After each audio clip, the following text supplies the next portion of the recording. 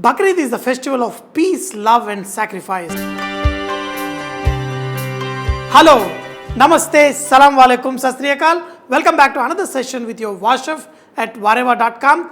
Today, I'm going to show you the bakra, the mutton biryani, and I want you all to try this biryani right away and enjoy the festival of Bakrid. To make this lamb biryani, the first thing is going and getting the tender lamb possible. We're going to talk about tenderizer also. Once you have very nice tender meat, to make this mutton nice and tender, we have many tenderizers. One is raw papaya paste. This green papaya paste is going to slightly tenderize the meat, and the meat is going to be nice, succulent and juicy when it is cooked in the kacha, that is the raw style. For this, first I'm going to take this papita paste. This should be good enough. We're going to apply this to the meat. Then we're going to apply the rest of the masalas. Today I'm going to show you how to make this awesome, simple, yet the best biryani, because I'm going to use very simple spices. The first thing, we're going to add some ginger garlic paste.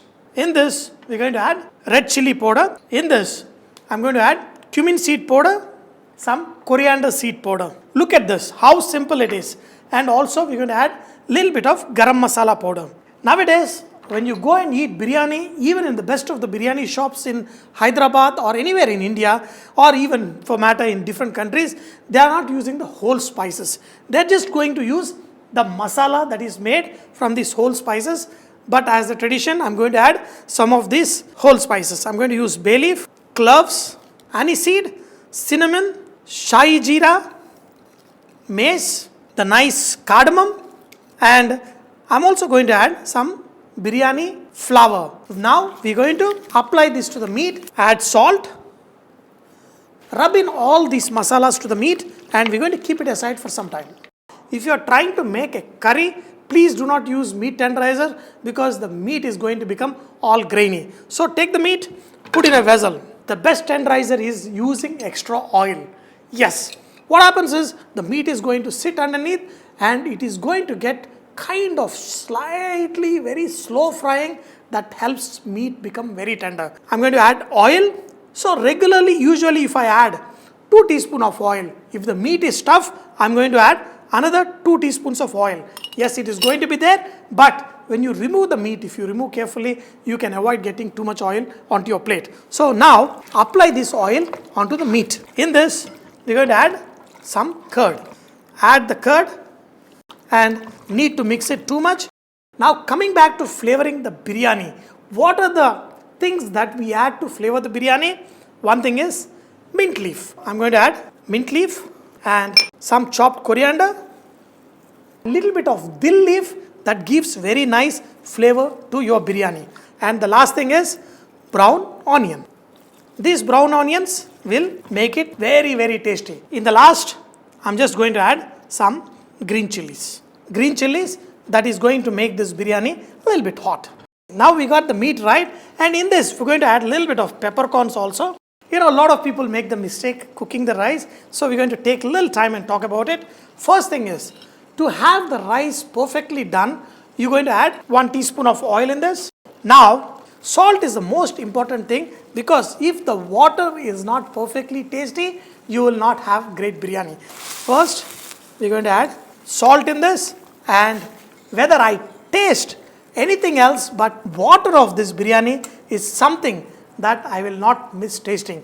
It has to be slightly salty, not too much though, but if it is not, then your biryani is messed up. So, it's perfect.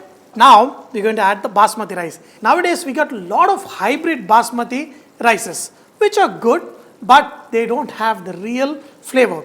So, what we do to get the awesome flavor of basmati, even if you do not get the best basmati, is by adding some kevda water. So because the basmati flavor is more or less same as kevda water, but we're going to do that later. All the basmati rice brands which have the best basmatis are priced high. So unfortunately, the best basmati rices are highly priced. After adding it to the water, just mix it once. But don't think of mixing it many times, because it will, dissolve the starch and your rice will become, not so flaky and not so good.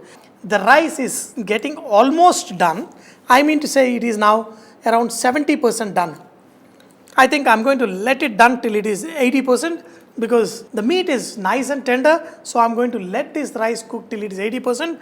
Once it is almost comes to 70%, then reduce the flame. And now look at the way I'm going to transfer the rice on top of this mutton. Take this rice, treat it very gentle, love it and spread it. Now look at this. I'm not dumping it. I am just dropping the air and I'm letting nice gap come between this rice. So when it comes out, it gets perfect. So when it is get dum, that is cooked within its own heat, the rice will expand. Because the basmati rice, it will expand lengthwise while it is getting dum. Very carefully spread this rice on top of this. We're going to light it and we're going to put it on the full flame, but we're going to seal it. Before we do that, we're going to spread with this brown onion. This is what is going to give a very nice flavor to our biryani. And also some mint leaf. In this, maybe some chopped coriander and saffron water. To make this rice nice and colorful, we're going to add some saffron water. Now, here you can also use, in lot of weddings and all that, when they make biryanis, they use kevra water and rose essence also. This kevra water will give nice extra flavor and little bit of rose essence. Add little bit of ghee. This ghee in the last will give extra kick. So I'm not going to add too much of the ghee, very little, so that it spreads down and the flavors will come awesome. The flame from underneath and the heat from the rice will help this mutton cook really fast. Now, for sealing this, I'm going to use some dough. Any chapati dough, leftover dough, anything you can use. But traditionally, they use nice ghee mixed atta for this because when this is done, they also eat this atta. But I'm not such a big fan of eating it right now. So, I'm just going to use the regular chapati atta for this. Make this dough thin. Take this lid and first seal it. I'm going to make this airtight so that no steam escapes and we get a good biryani. Now, all the edges and also there is a little hole here. I'm going to seal it. I'm going to put this, press it. Usually we have a big handi and there is a plate on which we put, some weight.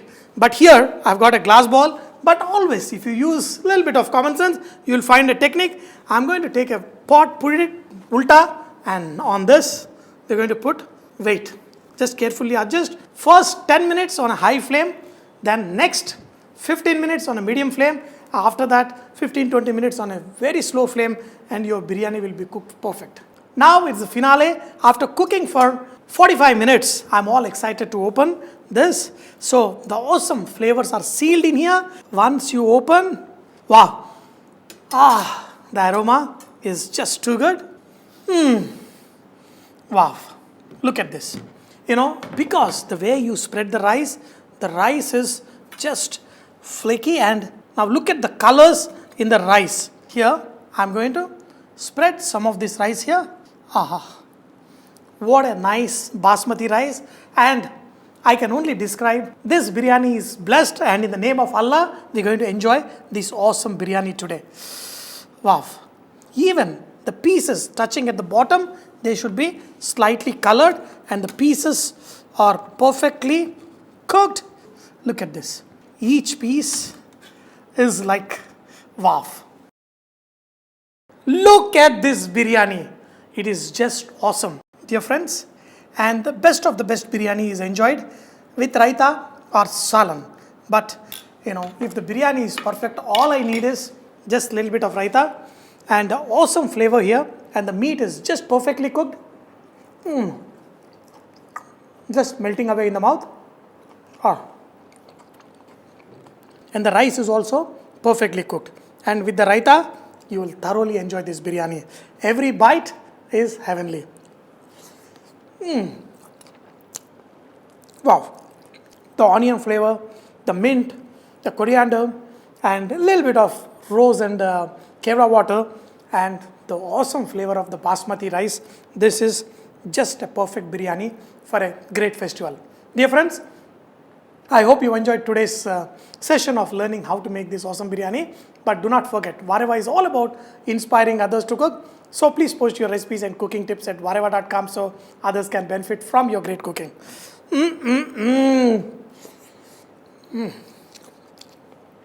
Wow.